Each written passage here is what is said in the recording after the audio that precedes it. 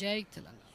సోదరిమణులారా, తెలంగాణ రాష్ట్ర అవతర ఉత్సవాలకు విచ్చేసినటువంటి అమరవీరుల కుటుంబాలకు, తెలంగాణ ఉద్యమకారులకు, ప్రజలకు, ప్రజాప్రతినిధులకు, పుర ప్రముఖులకు, అధికారులకు, అనధికారులకు, మీడియా ప్రతినిధులకు, కార్మిక కర్షక విద్యార్థులకు నా హృదయపూర్వక తెలంగాణ రాష్ట్ర ఆవిర్భావ దినోత్సవ శుభాకాంక్షలు.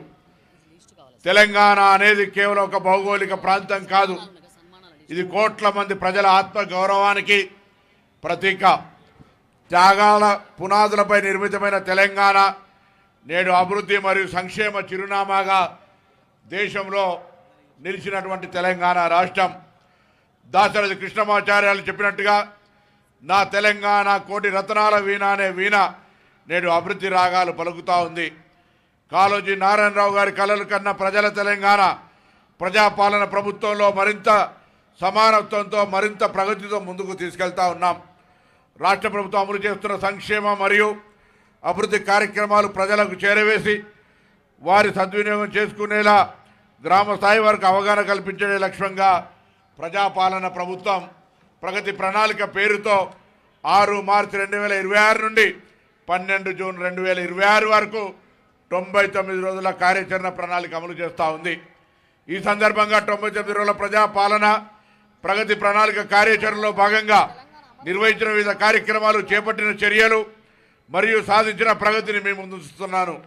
పరిసరాల పరిశుభ్రత మరియు ప్రభుత్వ కార్యాలయాల ఫైళ్ల పరిష్కరణ, ప్రజాపాలన ప్రగతి ప్రణాళికలో భాగంగా పరిశుభ్రత మరియు పెండింగ్ ఫైళ్ల పరిష్కార కార్యక్రమంలో 3500 పైన కార్యాలయాలను శుభ్రపరిచి అనేక పెండింగ్ ఫైళ్లను పరిష్కరించడం జరిగింది. ఆరోగ్యము, వైద్య ఆరోగ్య శాఖ ఆధ్వర్యంలో ప్రత్యేక వైద్య నిపుణులు ద్వారా అనేక ఆరోగ్య కేంద్రాల్లో గ్రామాన వైద్య శిబిరాలు నిర్వహించబడ్డది.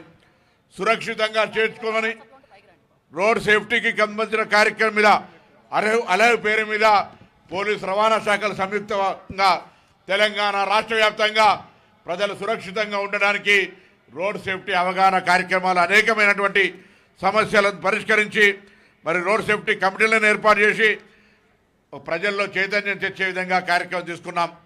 సంక్షేమ వారోత్సవాల్లో, సంక్షేమ హాస్టల్లో, విద్యా సంస్థల్లో కిచెన్ శానిటేషన్ డ్రైవ్ నిర్వహించి, అదేవిధంగా ఇతర శానిటేషన్ సంబంధించిన కార్యక్రమాల్లో పరిసరాల పరిశుభ్రతకు సంబంధించి పిల్లలు చదువుకునేటువంటి ఒక వాతావరణాన్ని కలిగేసే ప్రయత్నం చేయడం జరిగింది. రైతు వారోత్సవాల సందర్భంగా మే 4 నుంచి 9